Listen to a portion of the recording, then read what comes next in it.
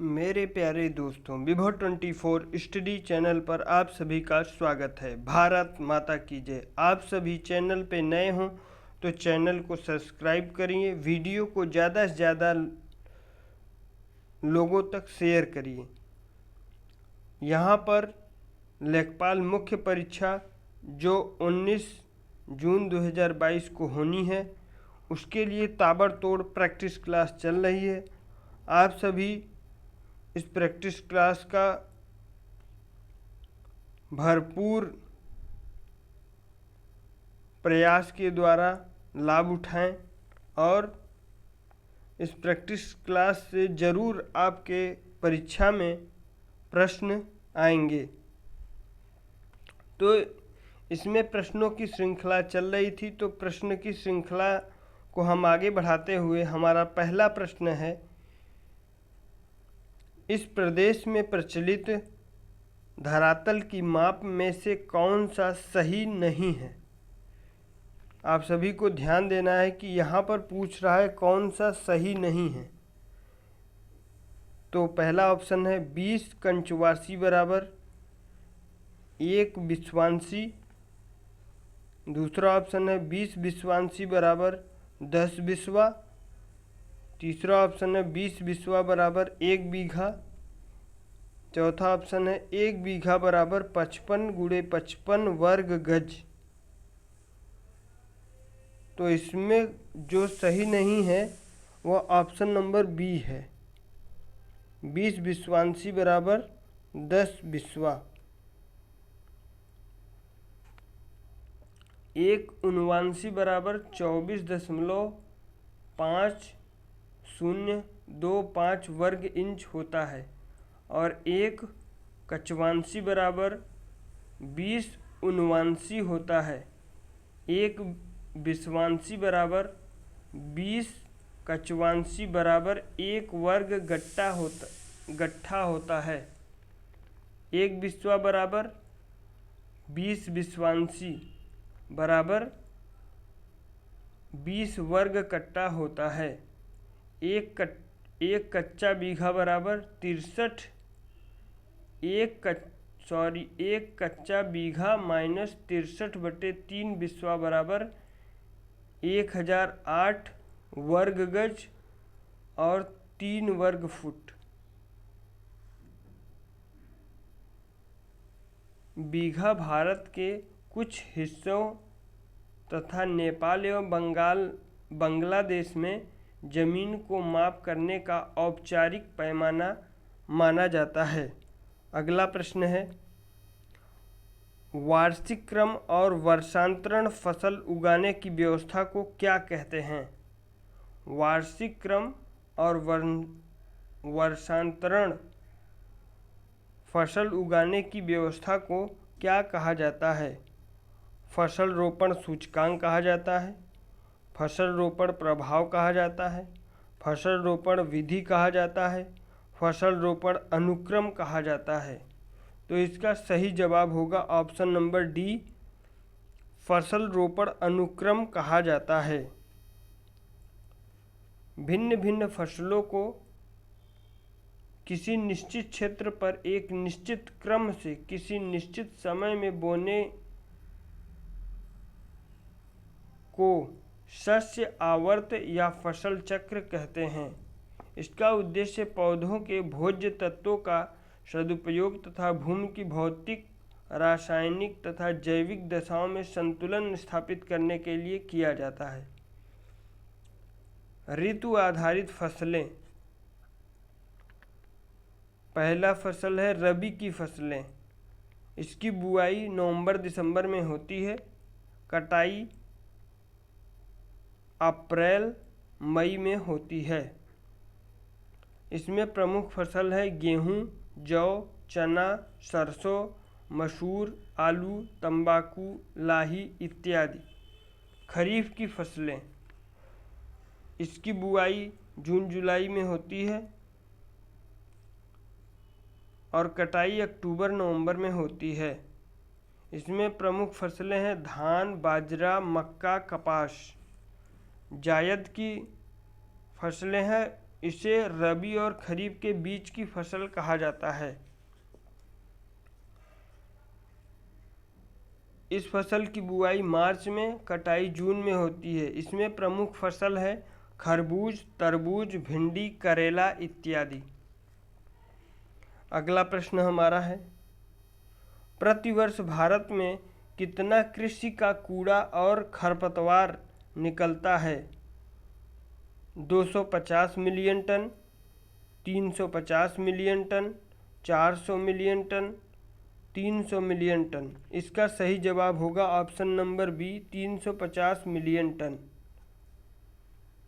कृषि अपशिष्ट विभिन्न कृषि कार्यों के परिणाम स्वरूप उत्पन्न अपशिष्ट हैं। इसमें खेतों, पोल्ट्री घरों और बूचड़ खानों से खाद और अन्य अवशिष्ट शामिल होते हैं। कृषि अपशिष्ट और अन्य नवीकरणीय बायोमास स्रोतों से क्विंडन विधियों के माध्यम से इथेनॉल उत्पादन किया जाता है, जिससे ऊर्जा ज़रूरतों को पूरा किया जा सके। कृषि का कूड़ा और खरपतवार खेत में जैविक खाद का काम करता है। फसल काटने के पश्चात इसकी जुताई की जाती है, जिससे फसल उत्पादन में वृद्धि होती है। अगला प्रश्न है, कुल खेती क्षेत्र से तात्पर्य है? पहला, वर्ष में सकल खेती करने योग्य क्षेत्र से, वर्ष में शुद्ध खेती किया गया क्षेत्र से, वर्ष में शुद्ध खेती किया गया क्षेत्र प्लस वह क्षेत्र जिसमें एक बार से अधिक खेती की गई हो। चौथा ऑप्शन उपर्युक्त में से कोई नहीं, तो इसका ऑप्शन नंबर सी सही जवाब होगा।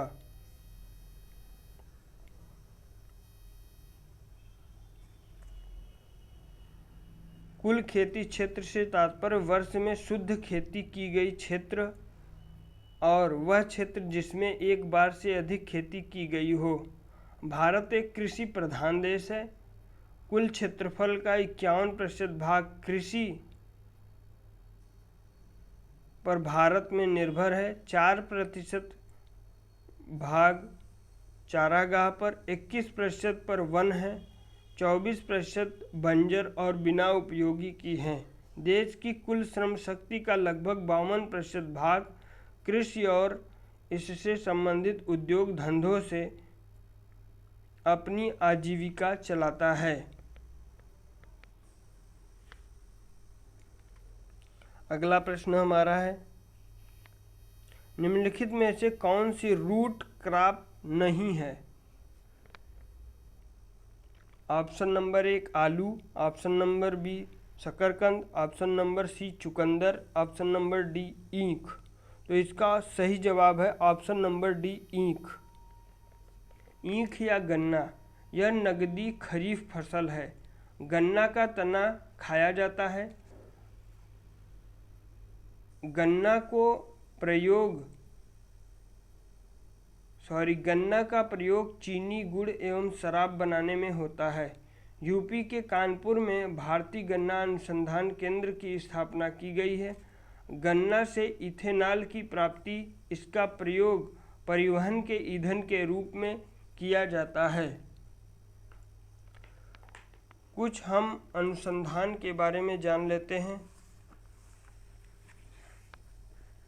भारत के प्रमुख अनुसंधान संस्थाएं, चिकित्सा विज्ञान संबंधी संस्थाएं, national institute of medicine Lucknow में है, national institute of homeopathy Kolkata में है, institute of medical science Chandigarh में है, ट्यूबरकुलोसिस रिसर्च सेंटर चेन्नई में है, national brain research centre Gurgaon में है, मलेरिया रिसर्च सेंटर दिल्ली में है, Indian council of medical research नई दिल्ली में है, all India institute of medical sciences नई दिल्ली में है, central drug research institute Lucknow में है, नेशनल इंस्टीट्यूट लखनऊ में है।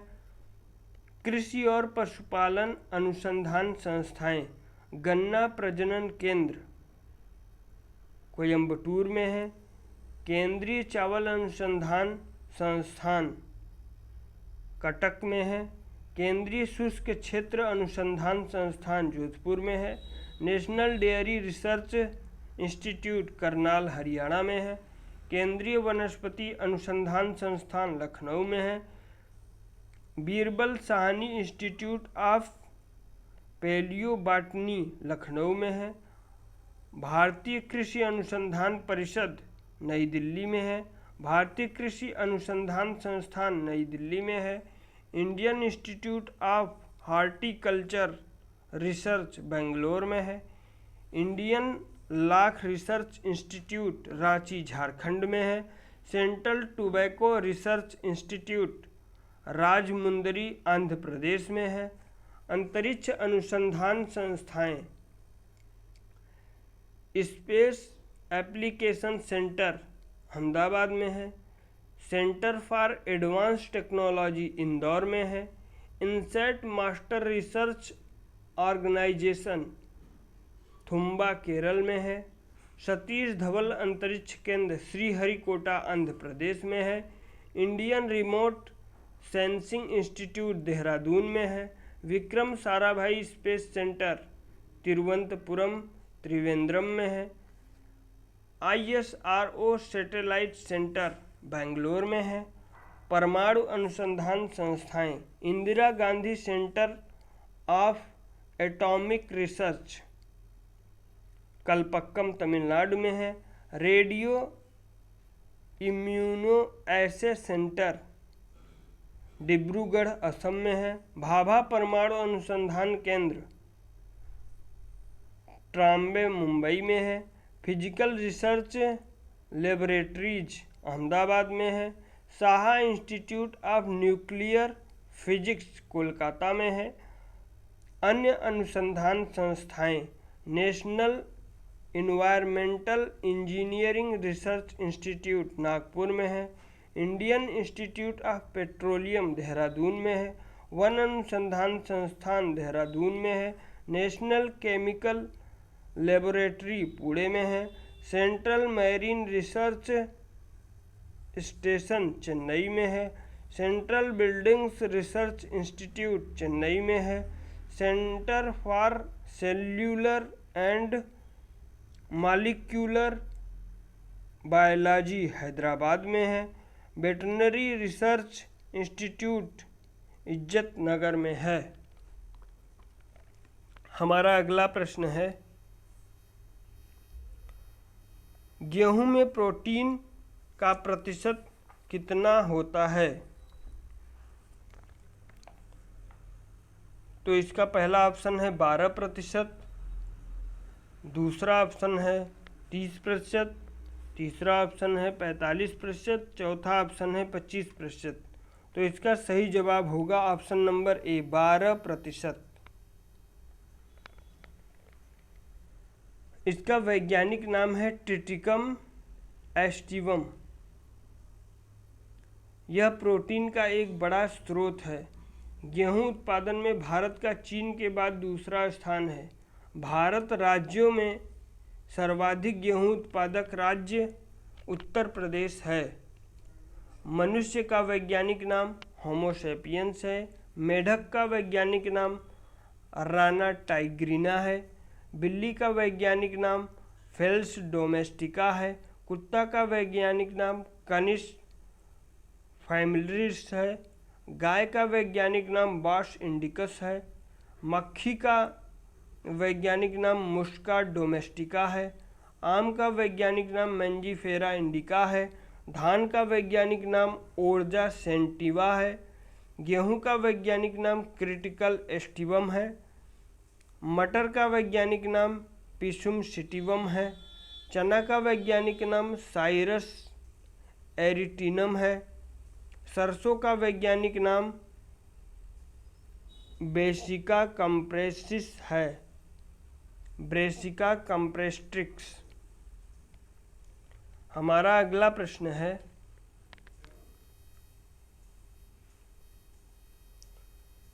परिक्षेत्रीय मृदा को और क्या कहते हैं?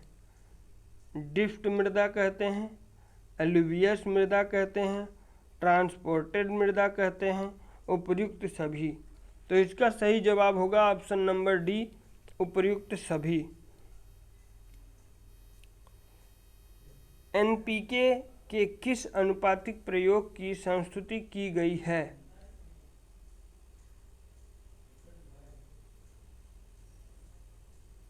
6:3:1, 4:2:1, 4:3:1, 4:2:2। तो इसका सही जवाब होगा ऑप्शन नंबर 2, 4:2:1।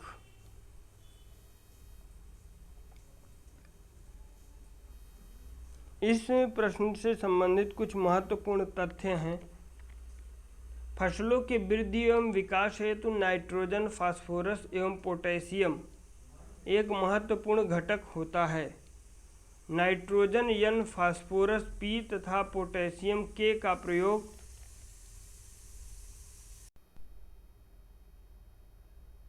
कृषि हेतु सामान्यतः 4:2:1 के अनुपात में किया जाता है। उर्वरक उत्पादन एवं उपभोग में भारत चीन और अमेरिका के बाद तीसरे स्थान पर है। हमारा अगला प्रश्न है, निम्नलिखित वाक्यों में से त्रुटि की पहचान करें। पहला प्रश्न है, जिसके 4 ऑप्शन है उसमें से कौन सा गलत है हमें बताना है। किसी भी न्यायालय में दी गई गवाही जब तक वह शपथ लेकर नहीं दी गई हो, ऑप्शन नंबर सी, तब तक अभिप्रमाणित नहीं मानी जाती है। कोई त्रुटि नहीं ऑप्शन नंबर डी में। तो इसका सही जवाब होगा ऑप्शन नंबर सी।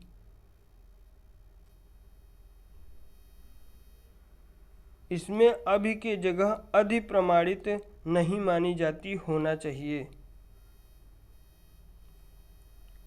प्रश्न नंबर दूसरा है, पल्स पोलियो से बचाव के लिए शिशुओं, बी ऑप्शन में शिशुओं को निरोधक खुराक देना है, सी ऑप्शन में सबसे सरलतम उपाय है, डी ऑप्शन में है कोई त्रुटि नहीं। तो इसका सही जवाब ऑप्शन नंबर सी होगा। यहाँ सरलतम की जगह सरल होना चाहिए था। तीसरा प्रश्न हमारा है, सरदार पटेल से अच्छी इस देश में फिर नहीं हुआ। सी में है राजनीतिज्ञ एवं प्रशासक, कोई त्रुटि नहीं।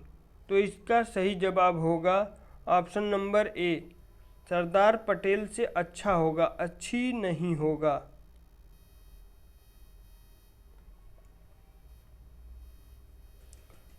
पश्चिमी हिंदी के अंतर्गत कौन सी बोली आती है? पहला कन्नौजी, दूसरा ऑप्शन है मेवाती, तीसरा मगही, चौथा बघेली।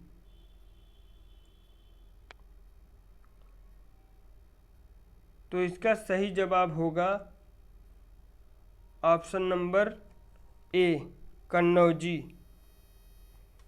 इससे संबंधित कुछ महत्वपूर्ण तथ्य हैं। कन्नौजी खड़ी बोली, ब्रजभाषा, बुंदेली, कौरवी आती है पश्चिमी हिंदी के अंतर्गत।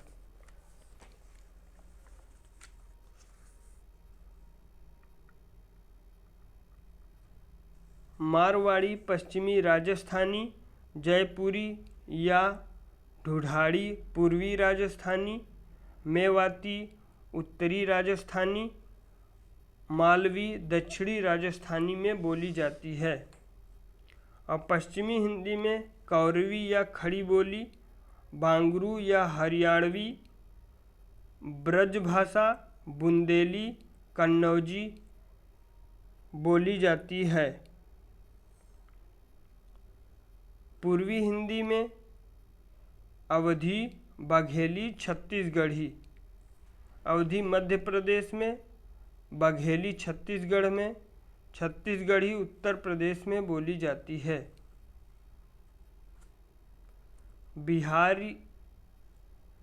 बिहार में भोजपुरी, मगही, मैथिली बोली जाती है। पहाड़ी इलाकों में कुमाऊनी, गढ़वाली उत्तराखंड और हिमाचल प्रदेश में बोली जाती है। अब हमारा अगला प्रश्न है, जयशंकर प्रसाद की कौन सी काव्य रचना अतुकांत शैली में लिखी गई है? पहला ऑप्शन कानन कुसुम, दूसरा ऑप्शन करुणालय, तीसरा ऑप्शन प्रेम पथिक, चौथा ऑप्शन उपर्युक्त में से कोई नहीं। तो इसका हमारा सही जवाब होगा प्रेम पथिक, ऑप्शन नंबर सी। प्रेम पथिक ब्रज भाषा में लिखी गई गीत नाट्य है। सबसे पहले इसका प्रकाशन इंदु 1909 पत्रिका के माध्यम से हुआ था तथा यह अतुकांत शैली में रचित काव्य रचना है। छायावाद युग से संबंधित कुछ तथ्य हैं। 1918 से 1936 तक इसे माना जाता है। आचार्य रामचंद्र शुक्ल के नाम पर इस युग को शुक्ल युग भी कहा जाता है, किंतु छायावादी युग में वास्तविक अर्थ को लेकर विद्वान एकमत नहीं है। महावीर प्रसाद द्विवेदी ने इसे अन्योक्ति पद्धति, डॉक्टर नगेंद्र ने इसे स्थूल के प्रति सूक्ष्म विद्रोह, रामचंद्र शुक्ल ने इसे शैली वैचित्र्य कहा है। जयशंकर प्रसाद, सुमित्रानंदन पंत, सूर्यकांत त्रिपाठी निराला और महादेवी वर्मा छायावादी युग के 4 प्रमुख स्तंभ माने जाते हैं। जयशंकर प्रसाद ब्रज भाषा में कलाधर उपनाम से कविता करते थे। इनकी ब्रज भाषा की कविता चित्रधार में संकलित है। छायावादी युग के प्रमुख कवि जयशंकर प्रसाद, सुमित्रानंदन पंत, महादेवी वर्मा, सूर्यकांत त्रिपाठी निराला, रामचंद्र शुक्ल, हजारी प्रसाद द्विवेदी, बाबू गुलाब राय, नंद दुलारे वाजपेयी, पदुमलाल पुन्नालाल बख्शी आदि हैं। ध्यान देने योग्य बातें, रामचंद्र शुक्ल, पदुमलाल पुन्नालाल बख्शी, गुलाब राय द्विवेदी युग एवं छायावादी युग दोनों में साहित्य सृजन किए हैं। छायावादी युग के प्रमुख कवि और उनकी रचनाएं। पहले कवि हैं जयशंकर प्रसाद। इनकी रचनाएं हैं कामायनी, आंसू, झरना, लहर, प्रेम पथिक अतुकांत शैली में लिखी गई है। अयोध्या का उद्धार, कानन कुसुम, खड़ी बोली का प्रथम काव्य संग्रह है। वन मिलन, करुणालय।